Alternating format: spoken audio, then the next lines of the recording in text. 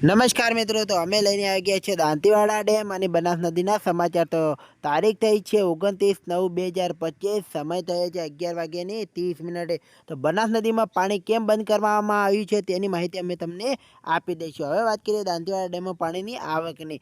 તો આવકની વાત કરીએ તો 150 ક્યુસેક પાણીની આવક જોવા મળી રહી છે મિત્રો, કારણ કે દાંતીવાડા ડેમ ઉપરવાસમાં વરસાદ ના હોવાના કારણે આવકમાં વધારો થયો નથી। જો દાંતીવાડા ડેમ ઉપરવાસમાં વરસાદ થશે તો આવકમાં વધારો જોવા મળશે મિત્રો। હવે વાત કરીએ સપાટી, તો 601.51 સપાટી પોણી છે મિત્રો। ભયજનક સપાટીની વાત કરીએ તો 604 છે મિત્રો।